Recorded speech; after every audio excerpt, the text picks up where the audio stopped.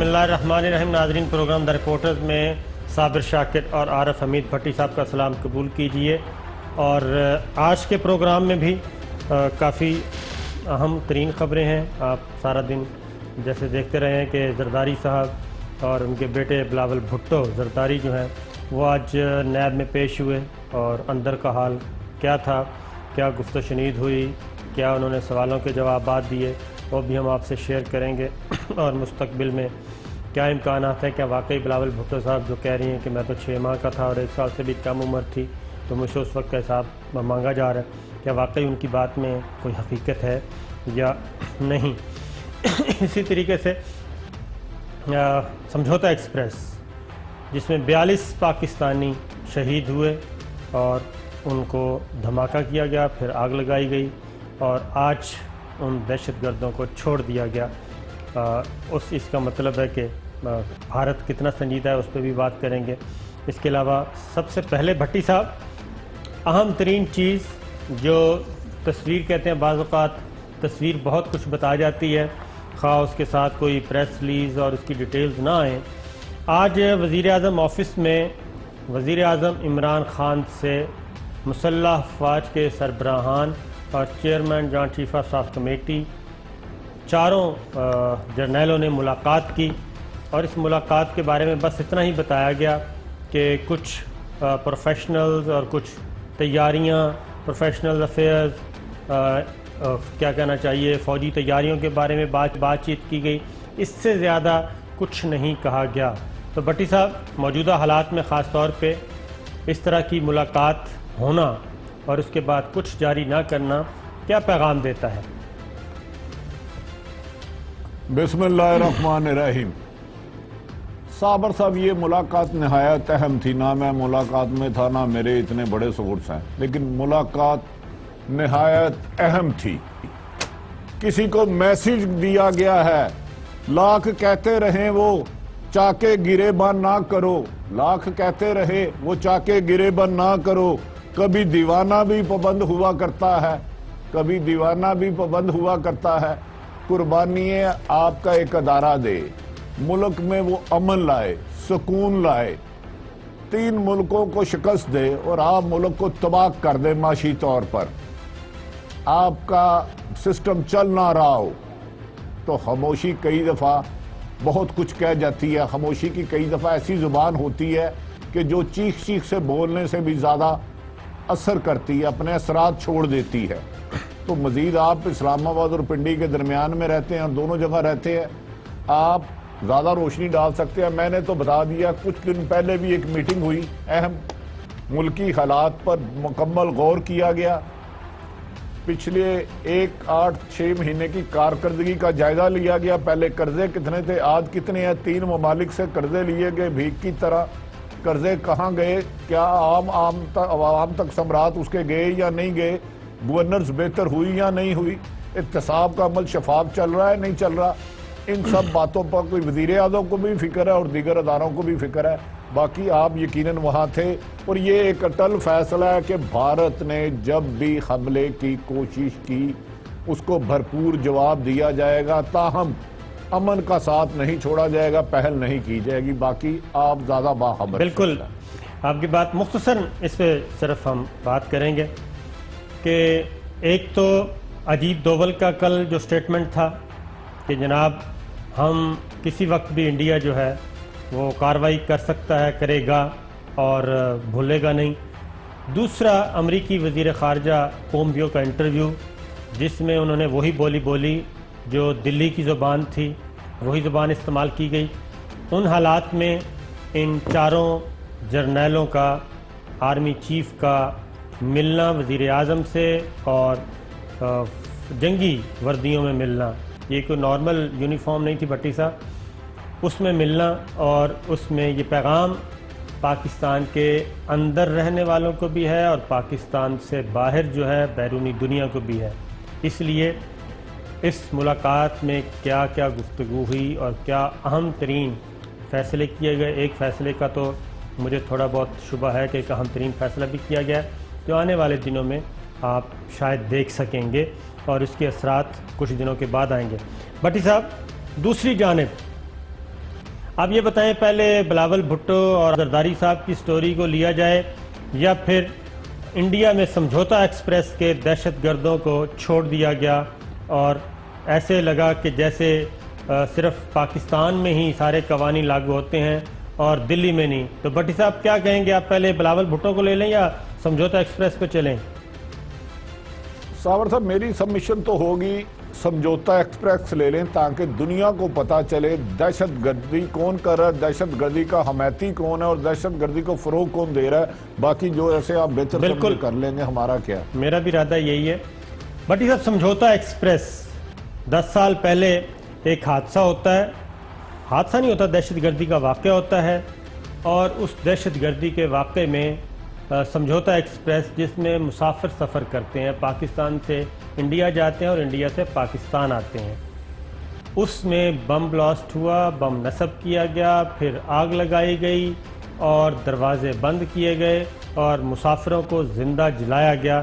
اس میں صرف 42 پاکستانی تھے اور اس میں آرمی کے کرنل پروہت, انڈین آرمی کے سرونگ کرنل پروہت گرفتار ہوتے ہیں, کچھ اور کریکٹر گرفتار ہوتے ہیں اور اس کے بعد پتہ چلتا ہے جناب کہ اس وقت کے وزیر داخلہ کا سٹیٹمنٹ اگر آپ دیکھیں تو کمال کا ہے کہ اس وقت کے وزیر داخلہ, بھارتی وزیر داخلہ یہ کہہ رہے ہیں کہ جناب اس میں تو بی جے پی اور ہندو انتہا پسند اور آتنکواد, ہندو آتنکواد وہ سارے کے سارے ہیں. ذرا شارٹ سن لیں بھٹی صاحب.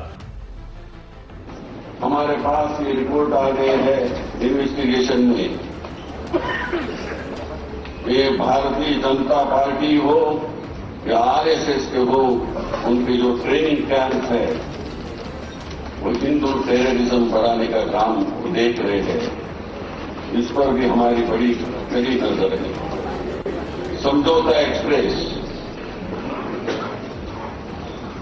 مکہ مسجد بات, مالیگاؤں کا سپورٹ, اس میں ابھی سب دکھ پڑ رہا ہے, ایک ایک دکھ پڑ رہا ہے کہ وہاں جا کے بام پلانٹ کرنا اور تاکہ یہ مائنورٹی کے لوگوں نے کیا ہے اس پرکار کا بتانا, اس کے لیے بھی ہمیں بہت سترک رہنا.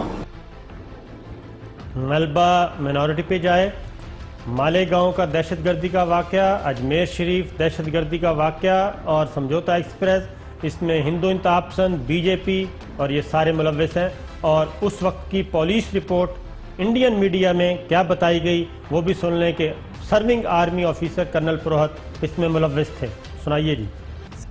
These sources have told NDTV that Hindu extremist groups and all those arrested in connection with the Malegaon blast are likely to have played a key role in the Samjhauta Express and Ajmer blast as well. Now, these revelations come just days after 10 people were arrested in connection with the Malegaon blast, including a serving army officer, Lieutenant Colonel Purohit, and also members of the group Abhinav Bharat. The main organizer was Swami Asimanand, Swami Dayanand Pandey, Pragya Singh Thakur, and also several of the members. This group, which is basically a coalition of splinter and radical fringe Hindutva groups, leading members of mainstream Hindutva organizations were aware of this group's activities. Police sources tell us it's this group that carried out the Ajmer blast. They're also suspected to be behind the Samjhauta blast, which also took place shortly afterwards. Malegaon was obviously chosen as a target because it has a large Muslim population. Lieutenant Colonel Purohit, who in the words of the police played a substantial role in this blast, they say that he was the one who procured the tiny amount of RDX that was used in the blast.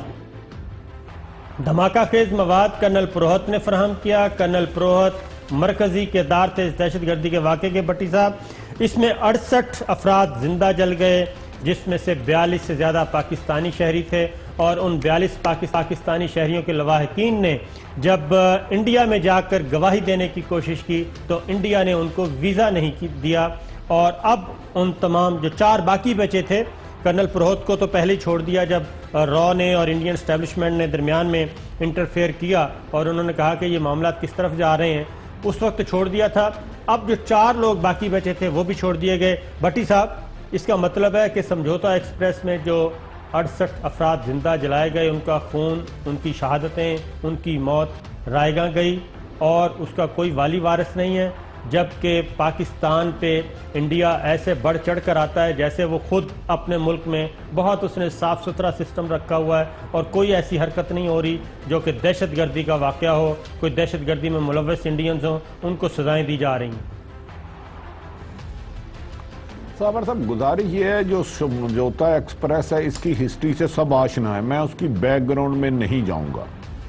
وہ ایک شخص کسی انتہا پسند, کسی ایک دہشت گرد, ایک انڈیویجول یا کسی ایک جماعت کا نہیں, وہ راہ کا ماسٹر مائنڈ تھا. سمجھوتا ایکسپریس میں انسانوں کو, مسلمانوں کو جس طرح بند کر کے آگ لگا کر کولے کی طرح راکھ کیا گیا, وہ انڈیا کے بھارت کے مسلمانوں کو ایک میسیج دیا گیا تھا کہ تم لوگ کچھ بھی نہیں ہو, سب کچھ وہاں کی ہندو جو اکثریت ہے وہ ہے. ایک خوف زدہ کرنے کے لیے جہاں اقلیت وہاں کوئی لاکھوں اربوں کروڑوں میں ہے, ان کو میسیج دیا گیا تھا. تو بھارت ایک طرف تو پاکستان پر دہشت گردی کے وہ الزام لگاتا ہے جس کا دور تک حقیقت سے واسطہ کوئی نہیں. آج ان کی ہائی کورٹ, سپریم کورٹ کے بھی انڈیپینڈنٹ ہونے کے دعوے ان کے منہ پر تھپڑ بن کے لگ گئے ہیں کہ جس کو دہشت گرد قرار دیا تھا خود انہوں نے, ان کی ایجنسیوں نے, ان کی عدالتوں نے, جس کا اتنا عرصہ فیصلہ چھوڑا, اور ان لوگوں کو جن کو جلا کے راکھ کر کے شہید کر دیا گیا تھا, جو ان کے ملزمان کو چھوڑ کے اس نے اعلان کیا عالمی طور پہ کہ بھارت کل بھی دہشت گردی سوچ رکھتا تھا, آج بھی دہشت گرد اور کل بھی دہشت گردی کرے گا اور کروائے گا. اس کو ملزمان کو چھوڑنے کا مطلب یہ ہے کہ راہ کی سوچ اور پختہ ہو جا رہی ہے کہ ادھر ہندوستان میں بسنے والے اقلیتوں کو, چاہے وہ سکھ ہو, ہزاروں کی تعداد میں شہید کر دیا جائے. گجرات میں مودی کرے, سمجھوتا ایکس میں یہ کرے, بمبے اٹیک میں یہ کرے, بالا کوٹ میں, پلوامہ حملے میں یہ کرے. یہ دہشت گردی ان کے خون میں رس چکی ہے. لگتا یہ ہے بھٹی صاحب کہ بھارت میں اقلیتوں کو مارنے کے لیے, دہشت گردی سے ان کو اڑانے کے لیے انڈیا میں ہندو انتہاپوں کو کھلی چھٹی ہے. وہاں پہ اسٹیٹ ٹیررزم ہو کوئی مسئلہ نہیں, پومپیو کو, مسٹر پومپیو امریکی وزیر خارجہ کو بھی کوئی ایشو نہیں ہے, واشنگٹن کو کوئی تکلیف نہیں ہے, لندن کو بھی کوئی تکلیف نہیں ہے. اور سشما سوراج کیا کہتی ہیں, بھارت کی وزیر خارجہ, بہت بلند و بانگ دعوے, بڑی بڑی خواہشیں لے کے وہ پھر رہی ہیں, ذرا ان کو سنیے. میں کہنا چاہتی ہوں وزیر اعظم پاکستان سے کہ ٹیرر پہ بات نہیں, ایکشن چاہیے. اپنے آتنکوادیوں کے خلاف ٹھوس کارروائی کرو اور بھارت کے خلاف اپنی دھرتی سے آتنکوادی گتیویدیاں بند کرو, تب رشتوں کی, سامانیہ رشتوں کی شروعات ہو سکتی ہے, ورنہ نہیں ہو سکتی. کیوں انٹرنیشنل کمیونٹی کو بہکا رہے ہیں؟ اگر وکٹم دیش کارروائی کرنے کے لیے آتا ہے تو ان سے لڑنے کے لیے آتے ہو, ان ٹیررسٹ کی طرف سے, آن بہاف آف جیش محمد. میرا خیال ہے کہ اسی زبان میں بھارت کو جواب دینا چاہیے, بھارت پاکستان کے وزیر خارجہ کو آنا چاہیے اور یہی شرمناک گفتگو انہی کو واپس سنوا دینی چاہیے کہ جب آپ سے مانگا جاتا ہے کہ ٹیررسٹوں کو سزا دو, کرنل پروہت کو سزا دو, اس کے ساتھیوں کو سزا دو, سمجھوتا ایکسپریس کے مجرموں کو سزا دو, تو آپ بے شرمی سے, انتہائی ڈھٹائی سے ان کو بری کر دیتے ہیں اور ان کو چھوڑ دیتے ہیں, اپنی تحقیقاتی رپورٹ تبدیل کر دیتے ہیں, انویسٹیگیشن رپورٹس تبدیل کر دیتے ہیں. اور یہ سچویشن یہاں تک ہے, اور اس میں سارے کا سارا جو انڈین سٹرکچر ہے, انڈین ڈھانچہ ہے, وہ اس وقت ہندو انتہا پسندوں کے نرغے میں ہے. بھٹی صاحب کیا ایسا جواب نہیں دینا چاہیے؟ ہمیں یہ ہر روز پوچھتے ہیں, بامبے ایکسپریس, بامبے دھماکوں کے بارے میں بھی ابھی تک انڈیا نے ایک انفارمیشن شیئر نہیں کی, پاکستان کو ایکسس نہیں دے رہے. صابر صاحب میری یہ بات بتائیں نا, مجھے ایک بات بتائیں, ساری دنیا کہتی ہے وہاں کی عدالتیں ذات ہے, وہاں کبھی مارشلہ نہیں لگا. سمجھوتا ایکسپریس سے آئی وٹنس پاکستان سے کیوں نہیں بلائے گئے؟ اس میں ان کی سوچ بتا رہی ہے کہ وہ سوچ دہشت گرد ہے, حکومت دہشت گرد ہے, ان کی راہ دہشت گردی کو فروغ دیتی ہے.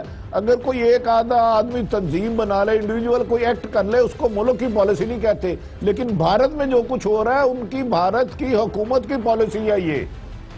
یہ بات آپ کی بالکل صحیح ہے. لیکن بھٹی صاحب یہ ہے, دوسری جانب ایک اور اہم, نیوزی لینڈ میں ہمارے 9 پاکستانی اس میں شہید ہوئے نمازی مسجد میں, اور مجموعی طور پہ 50 مسلمانوں نے اپنے جان کے نذرانے پیش کیے اور دہشت گردی کا نشانہ بنے آسٹریلین شہری کے ہاتھوں. لیکن وہاں کی وزیر اعظم بالکل حقائق سے نظریں نہیں چرا رہی، وہ مسلمانوں سے ہمدردی کر رہی ہیں، اپنی معاشرتی اور معاشرتی اقدار کو بچانے کے لیے وہ سب کچھ کر رہی ہیں۔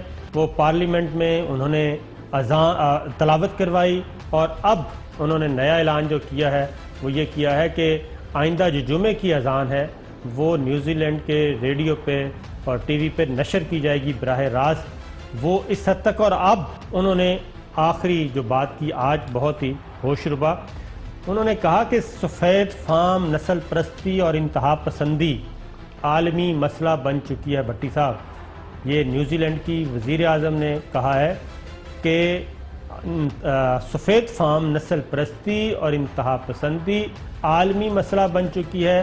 اب عالمی برادری کو، خاص طور پہ مغربی دنیا کو اس طرف توجہ دینا ہوگی۔ تو بھٹی صاحب، یہ جو بات پاکستان پہلے دن سے کہہ رہا ہے اور پاکستان کو ابھی بھی بلیم کیا جاتا ہے، اور خاص طور پہ واشنگٹن اور اس وقت وزیر خارجہ پومپیو، ان کو کوئی چیز نظر نہیں آتی سوائے اسلام آباد کی کیا کہنا چاہیے برائیوں کے۔ تو یہ نیوزی لینڈ کی وزیر اعظم، تو میرا خیال ہے کہ اس خاتون نے تو پوری برادری کے، عالمی برادری کے دل جیت لیے، اور خاص طور پہ مسلمانوں کے۔ دیکھیں صابر صاحب، لوگوں کو ابہام ہوگا، ہر ایک کا اپنی اپنی سوچ، اور میں سب کا احترام کرتا ہوں۔ میرے خیال میں دنیا میں دہشت گردی کی علامت، دنیا کو دہشت گردی کو فروغ دینے میں امریکہ ماسٹر مائنڈ ہے۔ اس کا کام ہے دیگر ممالک کی طاقتوں کو لڑانا، اپنا اسلحہ بیچنا اور پھر اپنی حاکمیت قائم کرنا۔ جو نیوزی لینڈ کی پرائم منسٹر صاحب کا رول ہے نا، یہ رول ہے امن کا، یہ رول ہے محبت کا، یہ رول ہے دنیا میں امن قائم کرنے کا۔ عملی طور پر انہوں نے کر کے دکھایا ہے جو کوئی بھی آج تک ملک نہیں کر سکا۔ انہوں نے جو ادھر اذان مبارکہ کیا، ادھر تلاوت قرآن پاک کرائی، اس سے دنیا میں ان کا مقام، ان کا عہدے سے زیادہ مقام بڑھ گیا نظروں میں، کہ امن کی صحیح فاختہ یہ ہے۔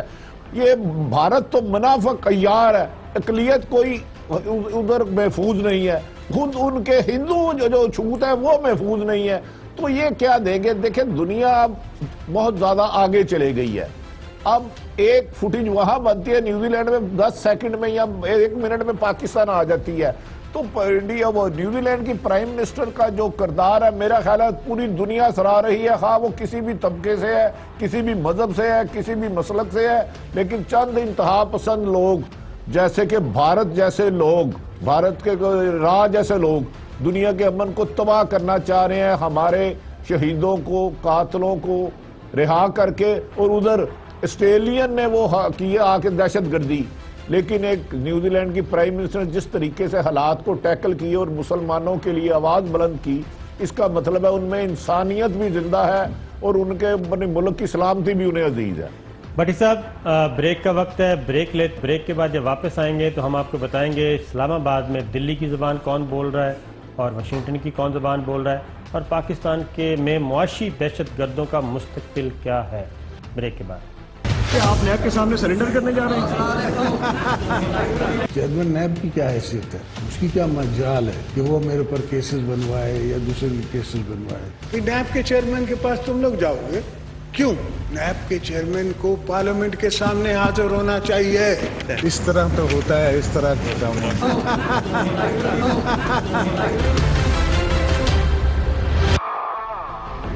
ویلکم بیک ناظرین، ہزاروں خواہشیں ایسی کہ ہر خواہش پہ دم نکلے۔ بھٹی صاحب، چیئرمین کی کیا مجال تھی؟ چیئرمین کو تو پارلیمنٹ میں حاضر ہونا چاہیے۔ چیئرمین کی کیا مجال کہ وہ کسی کو طلب کرے؟ چیئرمین کی کیا مجال ہے چیئرمین نیب کی وہ کسی کو بلائے اور اسے حساب کتاب پوچھے؟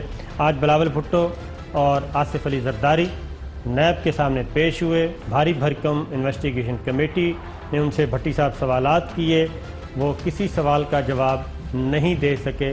تو میں بڑے پورے وثوق سے کہہ رہا ہوں کہ آصف علی زرداری صاحب اور بلاول بھٹو زرداری صاحب، حالانکہ دونوں کو ایک ہی دفعہ ایک ہی نشست میں انٹرویو کیا گیا بھٹی صاحب، اور میں ایک چھوٹی سی 2-3 باتیں بتا دوں۔ انہوں نے بھی آج اندر بھی بھٹی صاحب انہوں نے یہ موقف اختیار کیا بلاول بھٹو نے کہ جی میرے سے متعلق تو یہ کوئی چیز پوچھے ہی نہ آپ، یہ تو میں تو 1 سال سے بھی کم تھا۔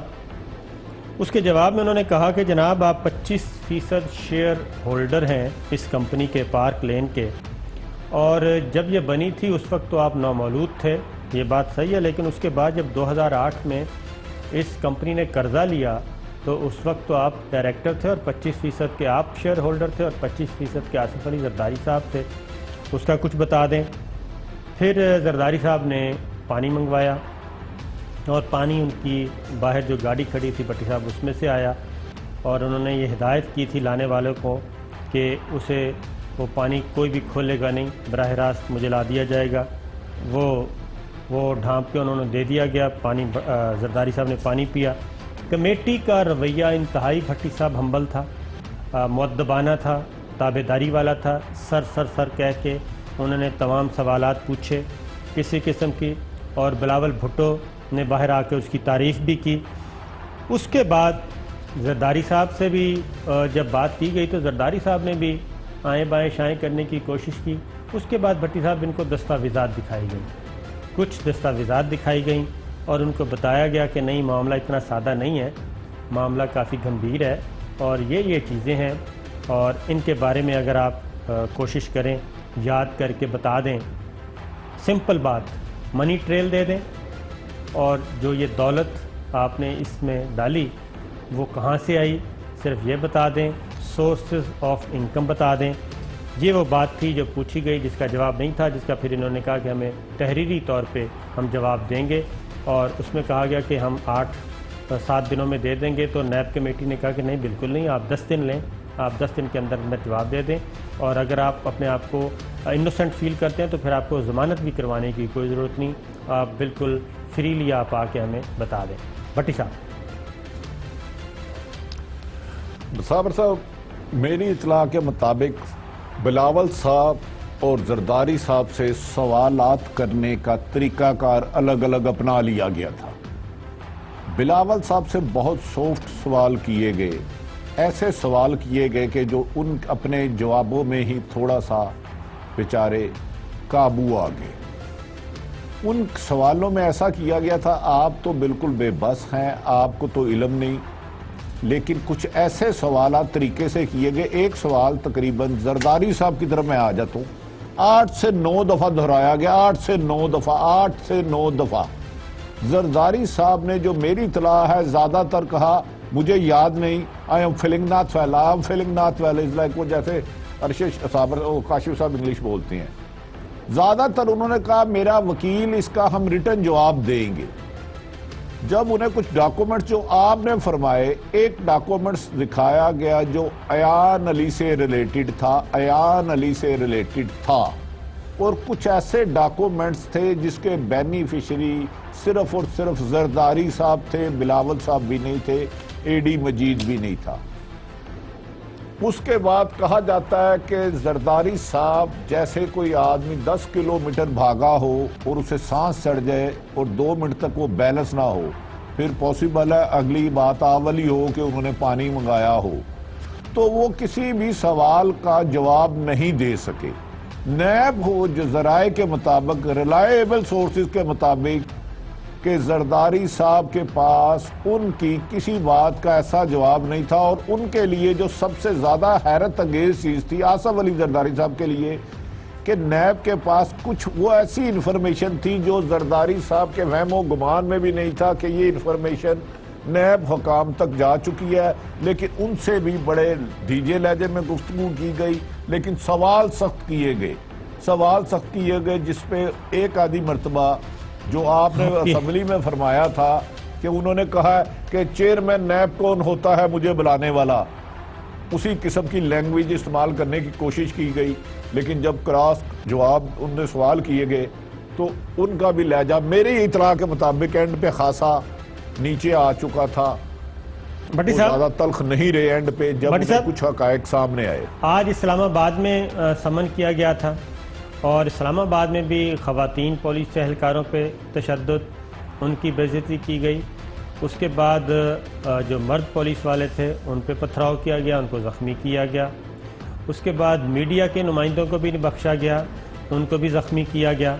یہ فوٹیج اگر آپ دکھا دیں میڈیا والی، خاص طور پہ پہلے یہ خواتین پولیس پہ ہو رہی ہے جی، یہ میڈیا کے یہ کیمرہ مین ہیں بیچارے، وہ فوٹیج بنا رہے تھے اور ان کو مار مار کے لہو لہان کر دیا، اور وہ بتا رہے ہیں کہ فلاں آدمی ہے اس کو پکڑو، لیکن باقی جو لوگ ہیں وہ بیچ بچاؤ کرا رہے ہیں کہ دفع کریں، چھوڑیں، مٹی پاؤ یہ چیز۔ اس کے بعد پھر میل پولیس والے ہیں، مرد پولیس والے تھے، ان پہ بھی پتھراؤ کیا گیا، ان کے بھی یہ دیکھیں، یہ کھنے سینکے گئے، ان کے سر پھاڑ دیے گئے، یہ نظر آ رہے ہیں۔ ایک بزرگ پولیس والے تھے داڑھی والے بارش، ان کو بھی نہیں بخشا گیا، ان کو بھی مارے گئے۔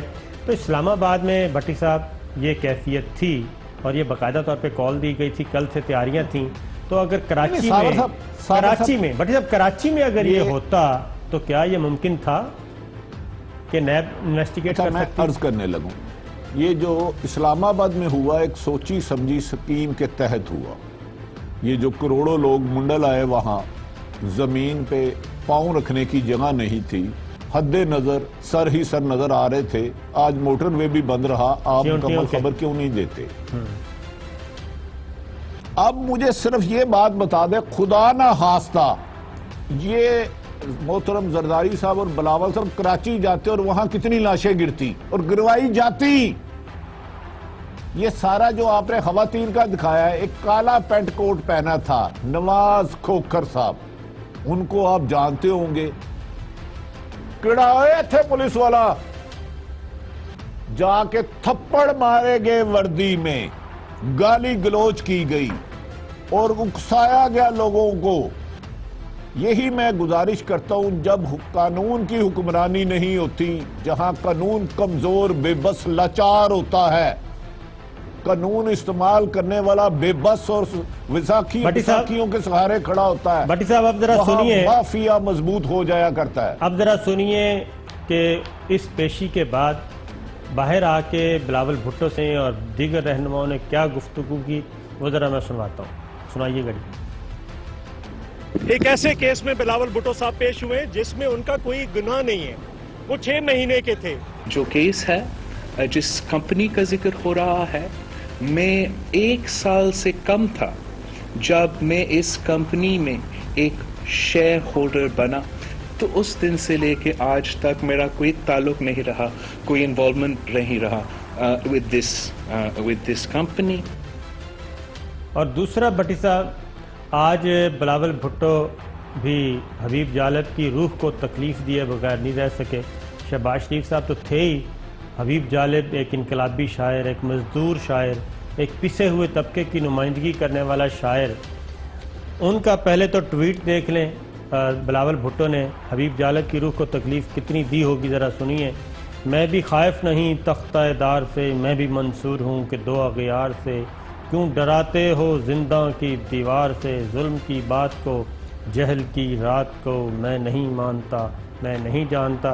ان کے انکل شہباز شریف کیا کہتے تھے، ذرا وہ بھی سنائیے جی۔ وہ جو سائے میں ہر مصلحت کے پلے، ایسے دستور کو، صبح بے نور کو، میں نہیں جانتا، میں نہیں مانتا۔ اب آئیں ذرا بختاور بھٹو صاحبہ کی ٹویٹس آئی ہیں، وہ اس سارے احتساب کے عمل کو ان سے پوچھا تو یہ جا رہا ہے منی ٹریل دیں اور سورس آف انکم بتائیں، اور اپنا وفاد مصطفیٰ کی طرح وہ کہتے ہیں کہ یہ آپ 10 تولے لیں، یہ گاڑیاں لیں، جائیں اور سب کچھ چھوڑیں۔ تو یہی کچھ نیب کر رہی ہے، وہ صرف منی ٹریل مانگ رہی ہے اور صرف سورس آف انکم مانگ رہی ہے۔ لیکن بختاور بھٹو صاحبہ کی ایک ٹویٹ ہے کہ یہ میرے خاندان کی تیسری نسل ہے جس کا جھوٹے کیسز میں ٹرائل کیا جا رہا ہے۔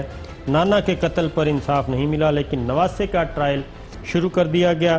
اس کے بعد دوسرا جی، ویلکم ٹو طالبان خان پاکستان، ملک کالعدم تنظیموں سے بھرا پڑا ہے، عسکریت پسند آزاد گھوم رہے ہیں، لیکن ہمارے کارکنوں کو گرفتار کیا جا رہا ہے۔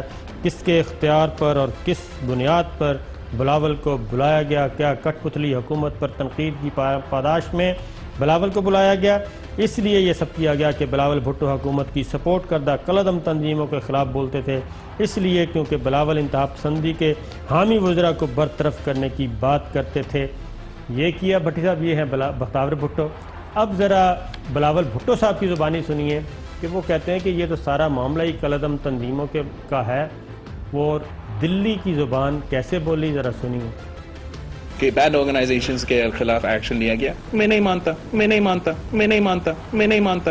آپ کہتے ہو آپ نے اریسٹ کیا ہے، میں کہتا ہوں کہ نہیں، آپ نے ان کو پروٹیکٹیو کسٹڈی میں ڈالا ہے تاکہ انڈیا کا جہاز ان کو نہ اڑا دے.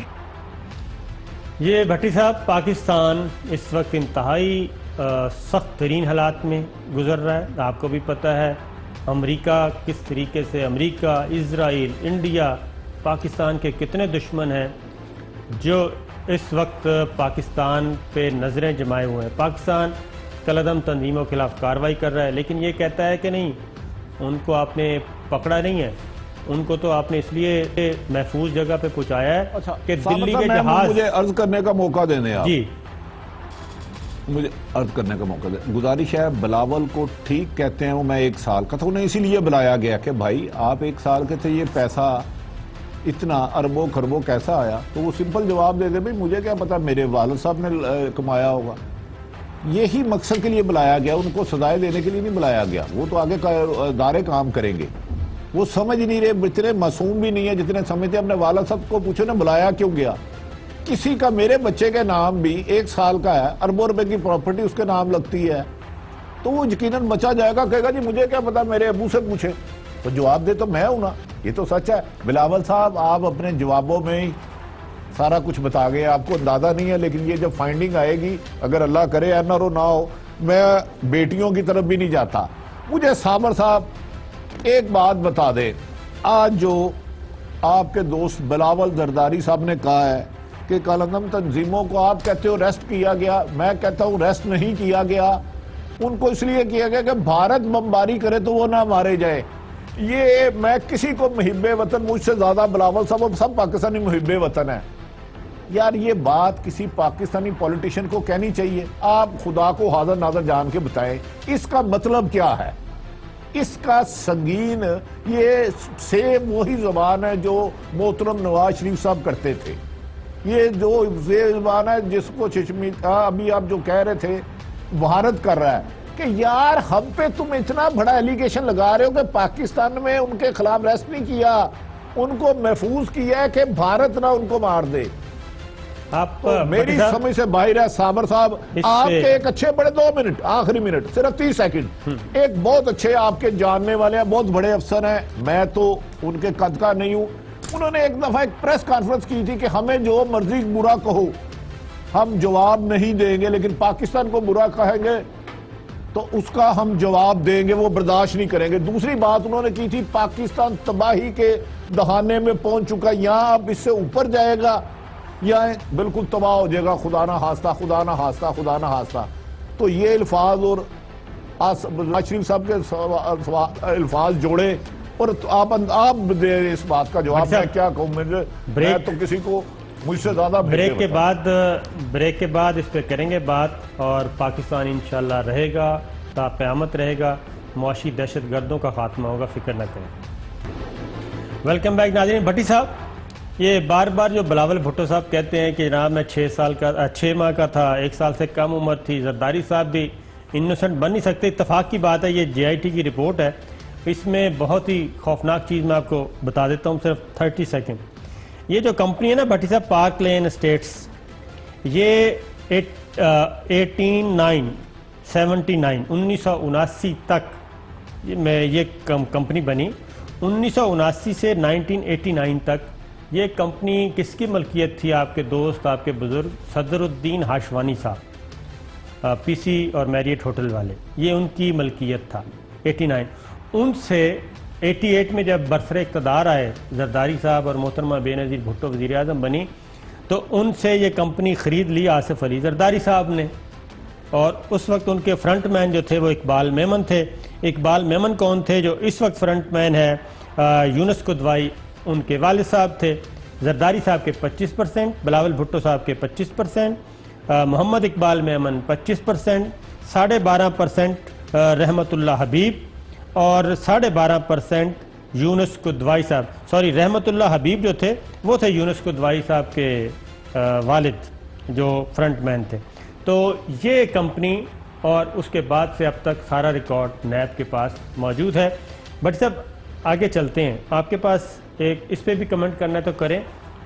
آج نواز شریف صاحب سے سٹیٹمنٹ ریکارڈ کیا گیا ہے کوٹ لکھپت جیل میں ماڈل ٹاؤن سانحہ ماڈل ٹاؤن کی جی آئی ٹی نے. اس جی آئی ٹی کا حوالہ آپ کے پاس ہے کچھ؟ اچھا صاحب گزارش یہ ہے کہ وہ واقعہ جو ہوا 2014 میں جس میں 100 لوگوں کو گولیاں ماری گئی شہید کیا گیا, اس کی فائنڈنگ ہمیں آنے کی ضرورت ہے, کیونکہ میرا اس حکومت پر بھی اعتماد اب نہیں رہ رہا. سانحہ سائیوال ہوا, لوگوں کو گولیاں ماری گئی, گولیاں مارنے والوں کو گول کر دیا گیا, جنہوں نے جا کے بارود رکھا, خودکش بیلٹیں رکھی, ان کو بے گناہ کر دیا گیا, جنہوں نے پریس ریلیز جاری کر دی ان کو بے گناہ کر دیا گیا. اب اس کی جب تک فائنڈنگ آتی ہے اس کا ہمیں انتظار کرنا پڑے گا. مجھے یقین ہے ارشد شریف ایک 10 بجے پروگرام کرتے ہیں. کل پرائم منسٹر کی کابینہ کی میٹنگ ہوئی تھی, اس میں 2 منسٹروں میں تلخی نہیں تھی ہوئی, 2 سے زیادہ 5-6 منسٹروں میں تخت جملوں کا استعمال ہوا تھا. اس میں صرف یہی کہوں گا, معلوم نہیں ہے یہ خوشامد کی حقیقت, معلوم نہیں ہے یہ خوشامد کی حقیقت.